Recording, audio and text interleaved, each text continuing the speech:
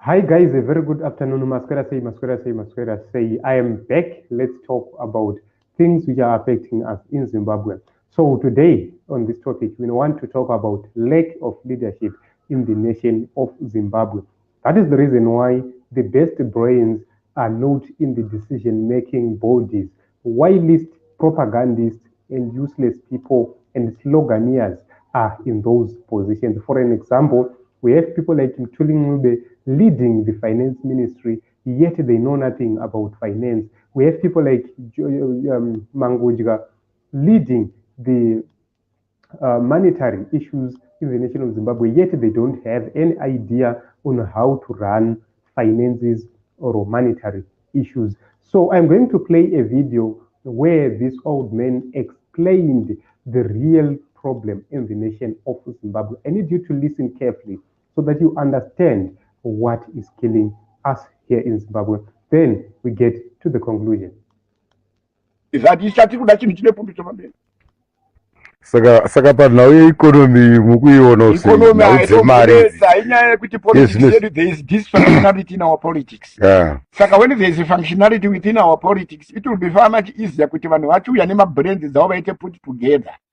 You see, muno muZimbabwe muno vanhu vanoziva zvokuziva zviende vakafunda zvokuziva zviye who are giving advisory services to other progressive governments in the whole world, and there is no reason why they cannot build their country. Let's get our politics right. Brain power muZimbabwe high bakosi, there is no problem about that one. Vanhu vari kushaya chete mukana wokuratidza zvavanoziva, because kune aya madhuna mutuna aya anenge achingopusha anenge mashuruga anenge achingopusha vamwe elbowing others from the feeding trough. Manje izvizvi hatitoda politics of feeding, what the politics of production and the productivity. Saka mukuona production ichizonyasosumuka here. Isingambonetsa the situation in Zimbabwe ndio inonzi churu stat, isingatombonetsa churu stat yasi. You just need the right brains at the right place. That's all you need. Right. Yes. Tomboti muri imimi kuri kunzi maendo pachigaro mune zvipi zvamunokwanisa kuita panhau dzeikonomi apo? Ikonomi muno ndisike chikatombonetsa. Inini am an agriculturist by profession. Look at this is an agricultural driven economy. Right.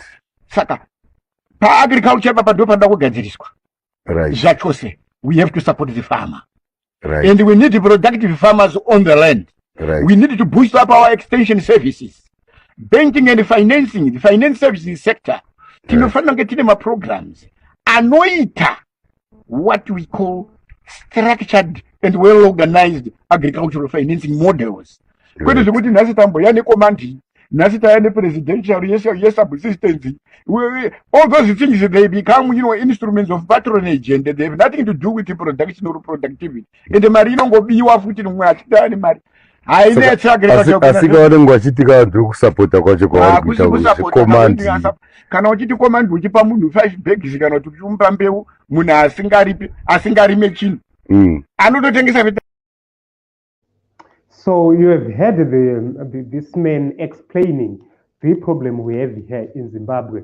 That is the reason why I said we don't have leadership in the nation of Zimbabwe, because what is very, very important is to make sure that we have functional policies. Even these old adalas, they see what we see. Why? They have been there before us. They have experienced this bad Zimbabwe. They have experienced a dysfunctional nation. They've experienced a commandeering economy. So what needs to be done is people with knowledge, with ideas should be employed, and these people with ideas and knowledge should spearhead the development of the nation. In the Ministry of Agriculture, put a real agriculturalist, put people who know what needs to be done in each and every sector. From the minister, the permanent secretary, that team must be established on the people who know what needs to be done.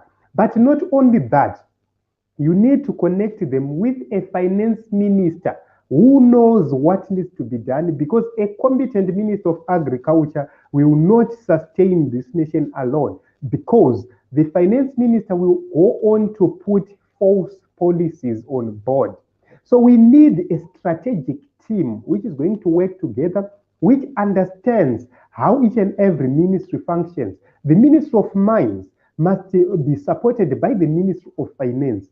The Ministry of Education must be supported by the Ministry of Finance. So you can actually see that when you have a dummy in the Ministry of Finance, when you have a DOFO in the Ministry of Finance, there are no prospects of having a functional economy, because whatever budget he allocates to key ministries is not going to help them. So you are going to see a man who will not fund the agricultural ministry as it is supposed to be done. A man who is going to take money, put it in the hands of private people, and that money is going to be looted. For an example, $3 billion United States dollars was taken and was put in the hands of a private company through that Command Agriculture when they started it. And that affected the people of Zimbabwe. Why?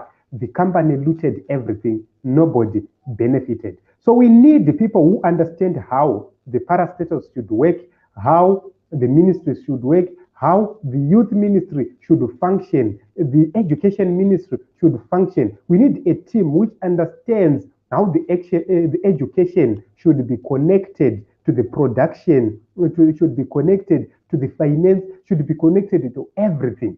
That is how we are going to have a coherent government, where you make sound policies. And when you make a policy in the finance ministry, you see the Ministry of Agriculture corresponding. When you make a policy in the Ministry of Education, you see the Ministry of Finance corresponding.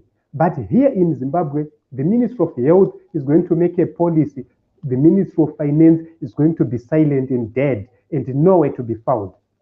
You can actually see that these are the problems. And this man has managed to show us these defects.